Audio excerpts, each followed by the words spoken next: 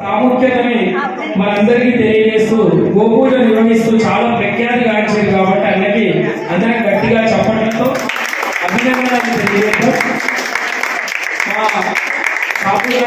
అలాగే గాజు బ్రాహ్మణ జయదూతలు కూడా మీ సేవలు మాకు కావాలన్నా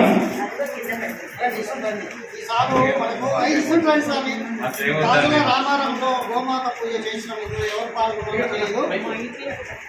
మల్కాజ్గిరి కన్యకా పరమేశ్వరి దేవాలయంలో 100 మందితో గోమాత సామూహిక పూజ చేసినప్పుడు ఈ పంతులు గారు వచ్చాక ప్రోగ్రామ్ చేయడం జరిగింది. నేను చేసే ప్రోగ్రామ్ ని ఆయన మెచ్చి ఆయన దక్షిణ కూడా తీసుకోలేదు. ఎంత జాలి ఉంటాయని చూడండి. అదేవిధంగా కార్తీక మాసంలో చేసినప్పుడు కూడా తను ఏమీ తీసుకోలేదు, ఆశించలేదు. తీసుకోలేదు అంటే నాకు వద్దు అంటారు అలాంటి హృదయుడు. అదేవిధంగా ఇక్కడ కంప్యూటర్ కోర్సులు ఏవైతే చెప్తున్నానో నాకు సహకరించిన వ్యక్తి ఈయన. ఈ కాలనీలో మల్కాజ్గిరిలో వాసవికంలో ఎంతమంది ఉన్నారో ఒక్క మహానుభావుడు కూడా నా కష్టానికి ఒక కంప్యూటర్ కొనియాలని ఏడిచాయినా కూడా కొనియలేదు. నేను ఇప్పుడు ఈ స్వామి ద్వారా 4 కంప్యూటర్లు కొన్నాను. ఈ 4 కంప్యూటర్లు పెట్టుకున్నాను అంటే ఈయనే కారణం. అదేవిధంగా ఈ కంప్యూటర్ కోర్సు కూడా నేను ఫీజు తీసుకోవట్లేదు, ఉచితంగా చెప్తున్నాను. అయినా కూడా సహకరించట్లేదు. కాబట్టి మనకు అలా తయారు కాకుండా ఉండాలని నా యొక్క మనవి.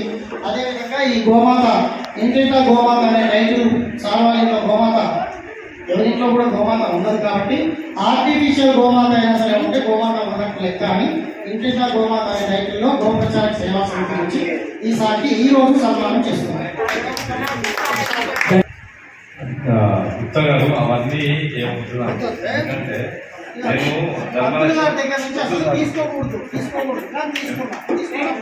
నేను ఒక పంతులు గారి నుంచి కానీ ఒక బ్రాహ్మణుడి దగ్గర నుంచి కానీ అంగవైకల్యం వాళ్ళ దగ్గర నుంచి కానీ మహిళ దగ్గర నుంచి కానీ తర్వాత అంటరానితనం వాళ్ళ దగ్గర నుంచి కానీ మనం భోజనం కాదు కదా ఛాయ్ కూడా తాగకూడదు. ఎందుకు తాగకూడదు అంటే మనం తాపాలి, మనం ఇవ్వాలి, బ్రాహ్మణుడికి మనం ఇవ్వాలి, మనకన్నా పెద్దవాళ్ళు కాబట్టి అలా వాళ్ళ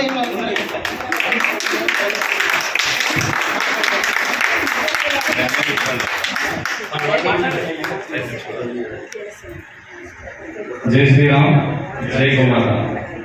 నేను కూడా ఒక దేవాలయం నడుచుకున్నాండి, కానీ నేను హిందూ ధర్మం కోసం కొద్దిగా ఎక్కువ పని చేస్తాను. హిందూ ధర్మం అంటే చాలా ఇష్టం నాకు. చిన్నప్పటి నుంచి కూడా బల్లాంధ్రం నుంచి ఏబీవీ నుంచి వచ్చిన కనుక కొంచెం హిందూ భావజాలం ఎక్కువ ఉంటుంది. గోమాత కోసం కొంచెం వర్క్ కూడా బాగా చేస్తాను.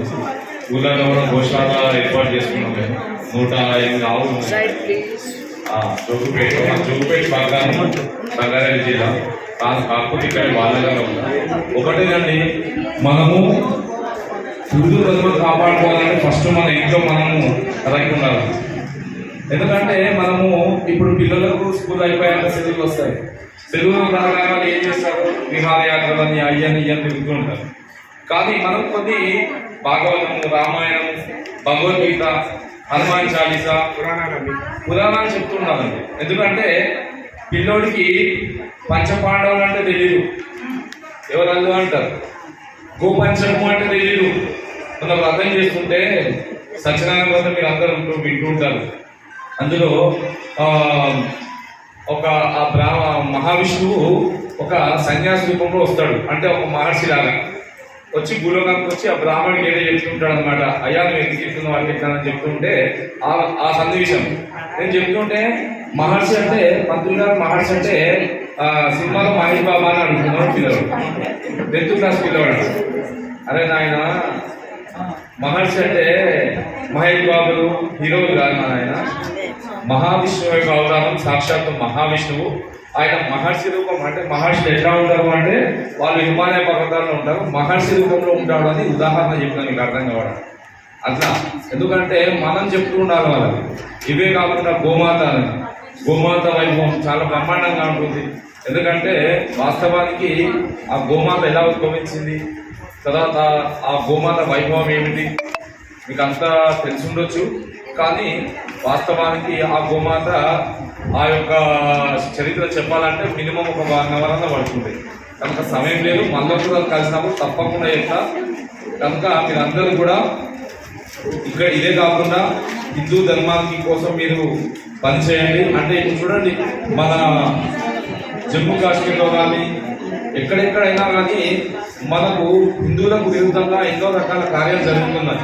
అవన్నీ కాపాడుకోవడానికి మనము ఒక సైనికుడు కావాలంటే తుపాకులు పట్టుకుని ఉమ్మంటలేదు. మన చేతుల్లోనే తుపాకు ఉంది. ఏమిటి, మన భారతదేశాన్ని కాపాడేవాడు ఉన్నాడు ఒక ఆయన. అంటే అది ఎవరో మీరే తెలుసుకోండి. నేను ఇక్కడ మన రాజకీయాలు చెప్పట్లేదండి. మన ధర్మాన్ని, మన భారతదేశాన్ని కాపాడే వాళ్ళకు మనం పాటుపడాలని చెప్తున్నాం అంతే. మనము ఎందుకంటే ఇక్కడ మన ధర్మాన్ని కాపాడుకోవాలి, మన హిందుత్వము అంతకంత పెరగాలని కోరుకుంటున్నాం. ఎందుకంటే ఇప్పుడు చూసినట్లయితే ఎన్నో రంగాలు వస్తున్నాయి, ఎన్నో రకాలు మనకు ఇబ్బంది పెడుతున్నారు. ఇవన్నీ మనం రోజు చూస్తున్నాం, పేపర్లో చూస్తున్నాము, మనము యూట్యూబ్లో ఛానల్లో చూస్తున్నాం.